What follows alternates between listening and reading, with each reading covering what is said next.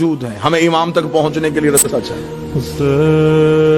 امام فرماتے ہیں کہ جب میں ظہور کروں گا تو میرا ہر شیعہ مجھے دیکھ کے کہے گا کہ میں نے تو آپ کو پہلے دیکھا ہوں۔ مولا فرماتے ہیں تمہارے اور ہمارے درمیان فاصلے نہیں، صرف گمان ہے جو تمہاری طرف سے۔ مولا فرماتے ہیں میرے شیعہ اور مجھ تک پہنچنے کے لیے جو سب سے پہلا ایک وسوسہ ابلیس میرے ماننے والے کے دل میں ڈالتا ہے وہ یہ ہے، کہاں وہ کہاں ہم۔ معصوم فرماتے یہ پہلا خیال ہے جو ابلیس اس کے ذہن میں ڈالتا ہے۔ مولا نے پھر اسی خیال کا جواب دیا۔ مولا نے فرمایا اگر تمہارا یہی معیار ہے کہ کہاں ہم کہاں تم ہم سے مل نہیں سکتے، اگر یہی منزلت ہوتی کہ تم ہم سے ملنے کی وجہ تمہارا اور ہمارے درمیان یہ ہوتا تو کبھی بھی ہم اپنی محبت تمہارے دلوں میں نہ ڈالتے۔ ایک شیعہ نے مولا سے توقیع میں پوچھا، اسے کہا مولا میں ملنا چاہتا ہوں۔ مولا فرماتے ہم ملتے ہیں تم پہچانتے نہیں۔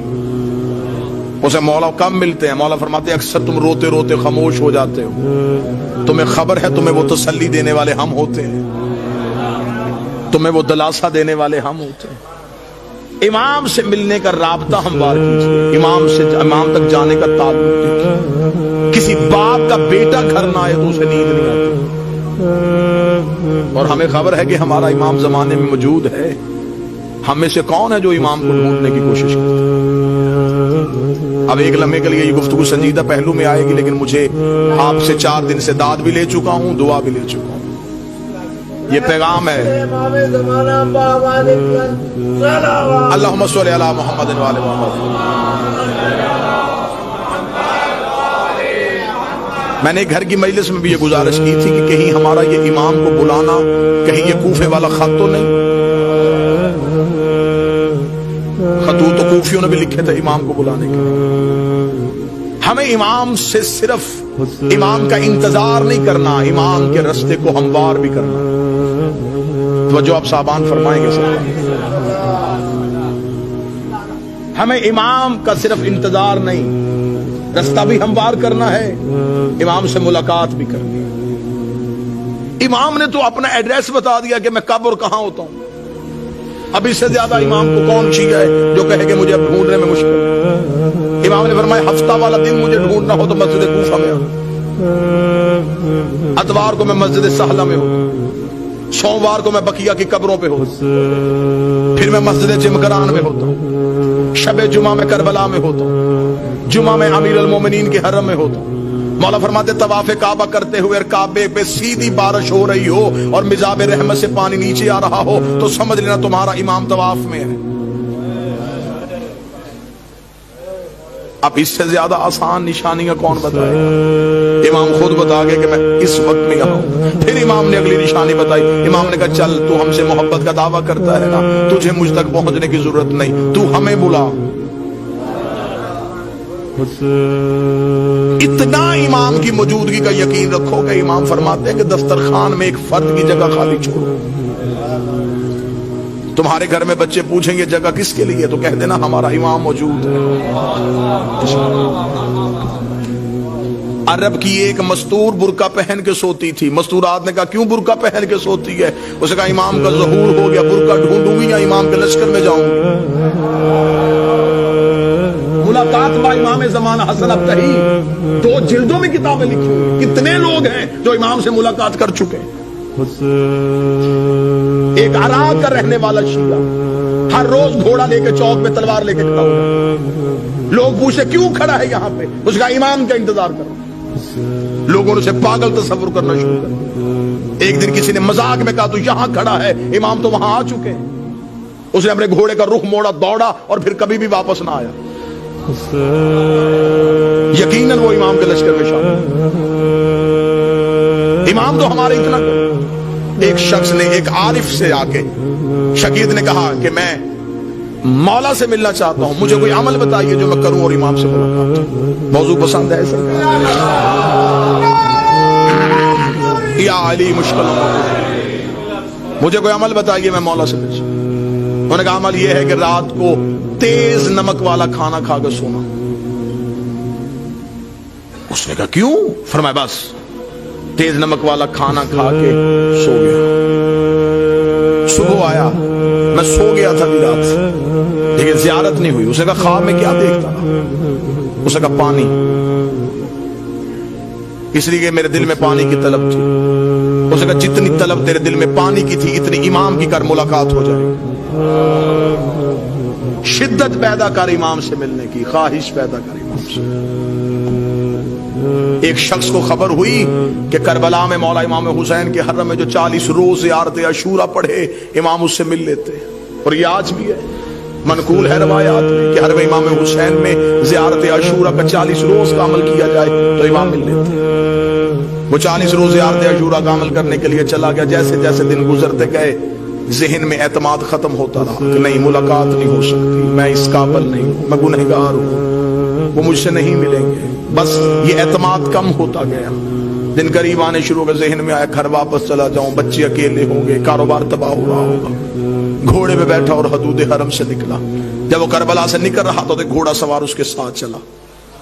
گھوڑا سوار کی آواز آئی کہاں جا رہا ہے؟ کہنے لگا کوفہ.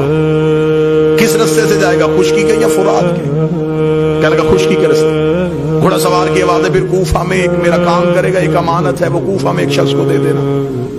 کہنے لگا کیا امانت ہے؟ اس نے کہا کوفہ میں ایک ریان نامی شخص رہتا ہے، اسے یہ 40 دینار دے دینا. جب تو اس کے دروازے پہ جائے گا، دستک دے گا، صبح کا وقت ہوگا، وہ دروازہ کھولے گا، اس کے بازوؤں پہ خون کے چھینٹے ہوں گے. پریشان نہ ہونا، وہ قصاب ہے، صبح صبح جانور ذبح کرتا ہے.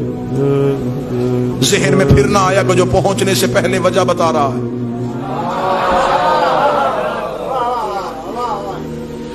اور یہ مولا سے ملاقات کا عارفین کہتے ہیں کہ سب سے پہلا جو کام ہوتا ہے جب مولا سے ملاقات ہوتی ہے، سب سے پہلے دماغ کی سوچیں وہیں پہ رک جاتی ہیں. یہ حجت سے ملاقات کی سب سے بڑی نشانی ہے.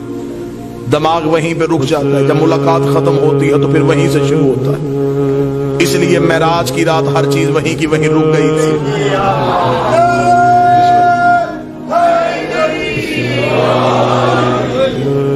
اب جب گھوڑا سوار واپس پلٹا تو اس نے آواز دے کے کہا، اس نے کہا اگر وہ پوچھے یہ کس نے دیے ہیں تو اپنا نام تو بتائیے. گھوڑا سوار کی آواز ہے کہہ دینا بقیہ نے دیے. میرے مالک کا لقب ہے بقیت اللہ. چلا گیا، جا کے کوفہ میں صبح پہنچا. اسی قصاب کے دروازے پہ دستک دی، اندر سے وہی شخص نکلا، بازوؤں پہ خون کے چھینٹے. دیکھیں گا مجھے خبر ہے تو صبح صبح جانور ذبح کر رہا ہے. کہاں سے آیا؟ کہنے لگا کربلا سے آیا ہوں. تو میرے دروازے پہ کیوں آیا ہے؟ میرے پاس تیری ایک امانت ہے، یہ 40 دینار کسی نے کربلا سے دیے، اسے کر ریان کو دے دینا. آنکھیں کھلی کی کھلی رکھ، رک یہیں پہ. اندر گیا، لباس تبدیل کیا، وضو کر کے باہر آیا. کہنے لگا زحمت ہوئی تجھے میرے دروازے پہ، میں معذرت چاہتا ہوں، تجھے اپنے دروازے پہ روک کے رکھا. میں لباس تبدیل کر چکا ہوں، وضو کر چکا ہوں. تھوڑی دیر کے لیے گھوڑے سے اتر، مجھے وہ آنکھیں چومنے دے جس سے تو نے مولا کو دیکھا ہے. مجھے وہ ہاتھ چومنے دے جس سے تو نے مولا کو ہاتھوں کو ہاتھ لگایا. یہ پریشان ہوگا تھا کون سے مولا ہے؟ اسے کہا یہ کیا تمہیں صاحب الامر نے نہیں دی گئی؟ کیا لگا کون سے صاحب العصر؟ کیا وہ امام زمان تھے؟ اسے کہا تو وہاں مل کے آیا، تجھے پتہ ہی نہیں؟ مجھے جو جب بھی کوئی مشکل ہوتی ہے میں انہی کو بلاتا ہوں. میں نے تو ابھی رات کو کہا تھا مولا 40 دینار کا قرضہ ہے، مجھے واپس دینا ہے. صبح سے پہلے اس نے واپس بھیج دیا.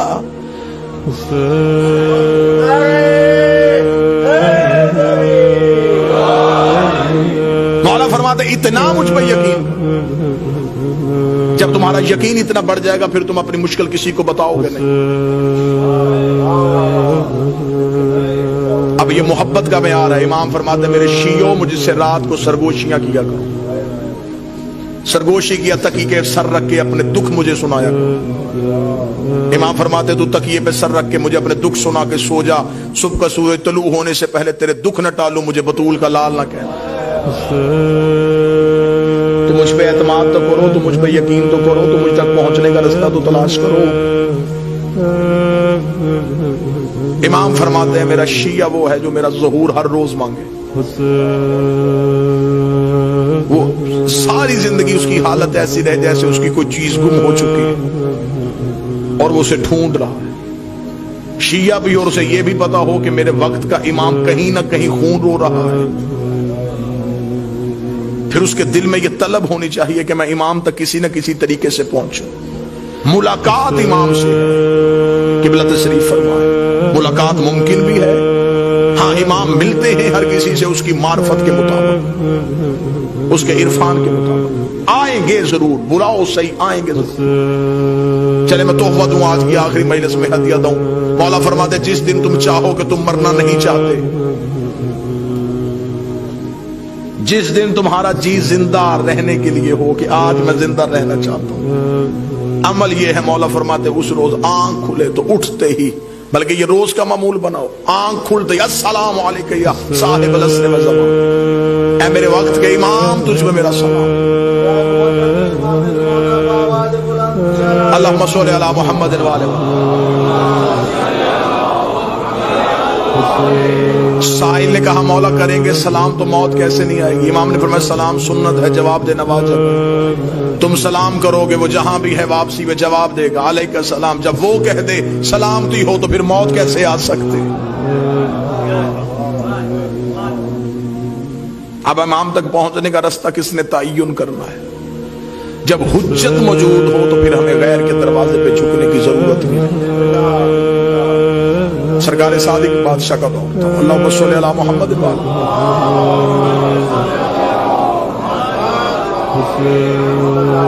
ایک شخص نے غصے میں اپنی عورت کو طلاق دے دی۔ شہر کے علماء سے حل پوچھا، انہوں نے حل بتایا، تسلیم نہ کرنے کے لیے ذہن تیار تھا، اپنے شہر سے نکل گیا اور مدینے پہنچ گیا۔ جب مدینے پہنچا تو اس نے لوگوں سے کہا کہ یہاں پہ رسول کا کون سا بیٹا ہے؟ ان کا رسول کا ایک بیٹا ہے، نام ان کا جعفر، لقب ان کا صادق ہے۔ انہوں نے کہا میں ان سے ملنا چاہتا ہوں، اس سے میں نے اس مسئلے کا حل پوچھنا ہے۔ اب حجت تک پہنچنے کا رستہ بتانے لگا کہ کیا توکل کیا چاہیے، اعتماد کیا چاہیے۔ اس نے کہا میں امام سے ملنا چاہتا ہوں اور پوچھنا چاہتا ہوں کہ میرے اس مسئلے کا حل کیا ہے۔ وہاں کے رہنے والے لوگوں نے کہا کیا تو آسان سمجھتا ہے امام سے ملنا؟